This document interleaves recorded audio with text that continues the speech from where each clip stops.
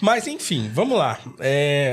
Acho que a primeira coisa, acho que a coisa mais legal e mais importante desse nosso encontro é falar de cultura. Né? Eu sou um sujeito bastante cultural, assim, para não dizer culto e não parecer pretensioso, e eu gosto de um monte de coisa e tal, então eu vivo procurando coisa e fico atrás de um monte de coisa diferente.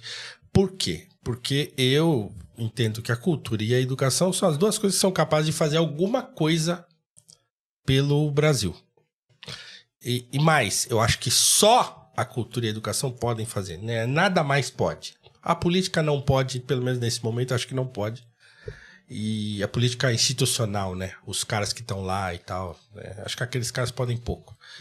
E eles podem atrapalhar bastante, assim, mas... Já é alguma coisa. Já é alguma coisa. Mas vai dar mais trabalho pra gente aqui fora.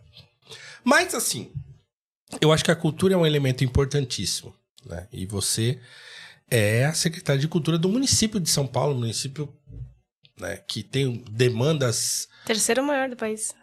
Profundas. 12 milhões de habitantes. Olha aí. Você acha? Olha aí. Entende? Então, assim, tem demandas importantes, tem carências muito importantes, né? Sim. Mas, antes da gente chegar aí, você precisa se apresentar para o nosso público, né? Aline Torres, como é que você chegou à Secretaria de Cultura do município de São Paulo? De onde que você partiu?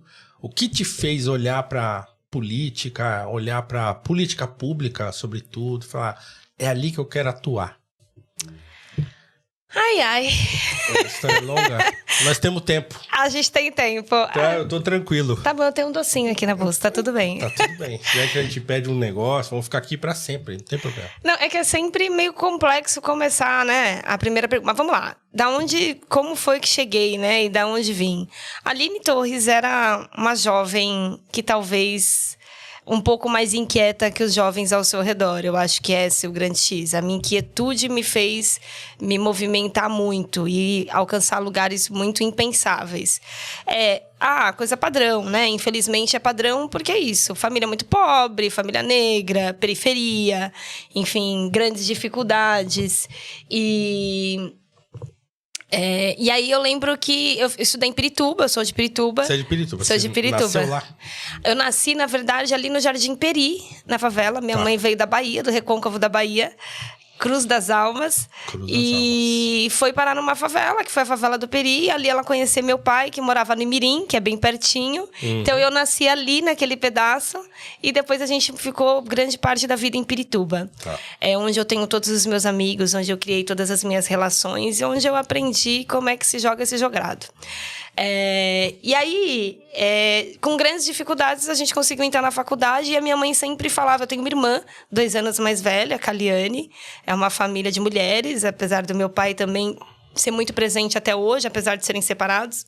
Meus pais separaram quando eu tinha 10 anos de idade, mas a minha mãe sempre falou que a gente se separa da posição marido e mulher e não dos filhos. Que coisa curiosa, porque comigo aconteceu a mesma coisa. Meus pais se separaram, eu tinha 9 anos. Ah lá. E meu pai falou pra minha mãe assim, ó, eu só te peço uma coisa, não deixa eu longe. E a gente é uma família só de homens. Lá, o inverso, isso. Falou, não, deixa eu separado. Não, tá tudo bem, tudo tem bem. problema. Ela não, e meu falou, pai sempre foi muito... como marido, mas como isso, pai, é presente. ele é um cara, então... E meu pai me ensinou coisas incríveis, a dividir, a não ter o ego alterado, assim. Eu lembro de uma época que eu e a minha irmã, a gente queria muito patins. Lembra quando tava na moda rollers, né? Aquele patins. Sim. E, obviamente, meu pai muito pobre. E aí, ele deu um par de patins pra mim e pra minha irmã. Aí, ele colocou aquele negócio no meio da sala e falou, bem, hoje vocês vão aprender a dividir. Ou a gente aprendia a dividir ou a gente se matava. Ou só pode haver um, né? Exatamente. E deu muito certo. A gente se protege muito em casa. Minha família é muito protetora um dos outros. A gente briga muito internamente, eu e a minha irmã. 2 mulheres de escorpião, uma de Oxum, de Ansan. Não tinha como não dar certo. Mas é isso. A gente tem uma relação muito bacana. E a minha mãe, com essa coisa de que a educação é a única coisa que ninguém pode tirar da gente, ela colocou 2 filhas no mundo muito diferentes, mas muito sagazes, assim. Eu costumo dizer que a nossa diferença entre eu e a minha irmã, que ela é mais inteligente, a minha irmã é CDF, ela é inteligentíssima. Ela faz planilha advanced, sabe? Uns negócios assim. Estudou TI, SAP, tarará, tarará. E eu me formei no rap, né? Eu sou malandragem, eu sou ligeira, eu sou esperta. É do movimento, né?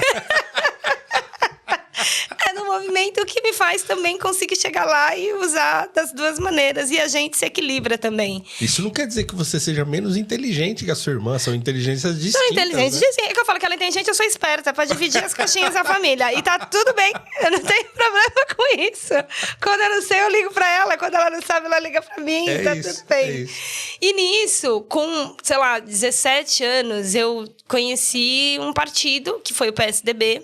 E me filiei com 18 anos no PSDB. 18 anos? 18 anos. Mas pensa que com 16... O que aconteceu, né, menina? Eu falo, minha mãe botou um negócio diferente na minha mamadeira. 18 anos, mas assim, vou me filiar a um partido político. Exato, não, é que aconteceu. Uma coisa que eu pensava. Mas antes, eu com 16 anos, eu conheci a Educafro. Tá. Frei Davi, bênção na nossa vida. Eu já era esquisita, tá vendo? Em casa, a minha irmã queria assistir Chaves, quando a gente era criança, adolescente.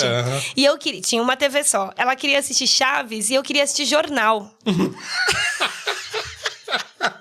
Notícia, informação. Desde sempre. Era essa a treta em casa.